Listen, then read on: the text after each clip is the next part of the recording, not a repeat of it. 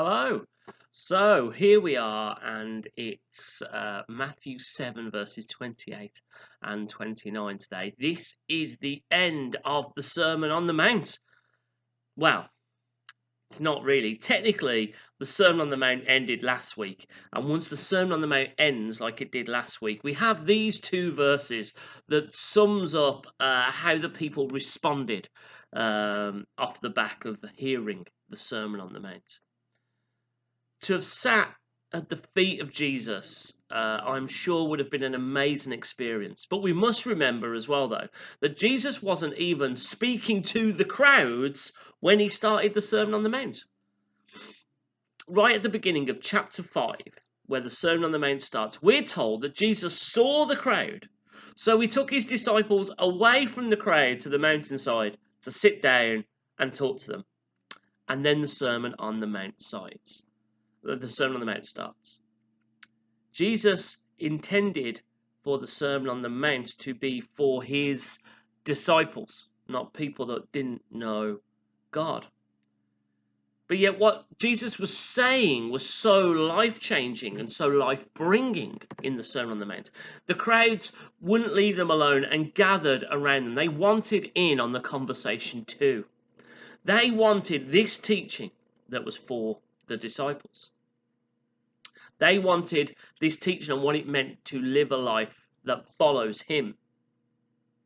That's what the Sermon on the Mount is, a full teaching on what a life following Jesus is like.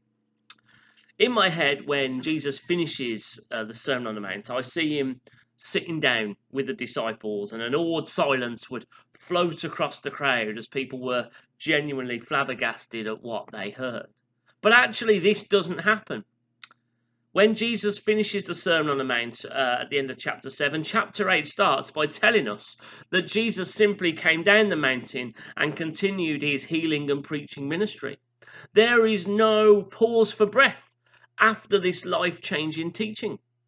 Jesus simply gets on with living it out. There's no discussion. There's no taking questions. There's just Jesus getting on with it. Usually after Jesus does some teaching or he tells a parable, he sits down with his disciples and explains it all to them. But here at the end of the Sermon on the Mount, he doesn't do that. Why? Because there's nothing to explain, really. There's nothing to debate, really. This is all very direct to follow. Jesus just finishes this. This is what it means to follow me. And then he gets on with doing it. And immediately, I'm challenged by this. Have I heard the Sermon on the Mount? Have I listened to what it says? And will I simply follow Jesus' example and get on with it, amazed at how countercultural his teaching is, and then get on and live that way? And will I be amazed at how life-bringing and life-affirming this teaching is, but instead of just sitting down and discussing it in a discussion forum, just follow Jesus' example and get off the mountain and get on with it? That's what Jesus does. He simply just gets on with it. That's the authority of Christ. His life and his words scream the glory of God. And instead of debating it out of that authority that Christ has, we're called to simply follow him, not to debate whether what he said or not is right for us. Why would we question it if it's come from God? We can debate the words of Christ all day. But over 3 chapters here, Jesus himself has laid out what following Christ looks like. He's laid out what the narrow path looks like. He even ends the Sermon on the Mount with a parable that basically says, listen up.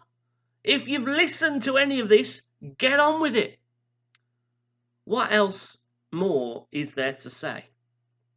Even after reading Sermon on the Mount now, over the last 7 months, I am still amazed at how countercultural Jesus' teaching is.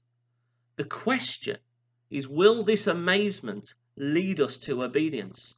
Jesus just got up and got on with it. Will we?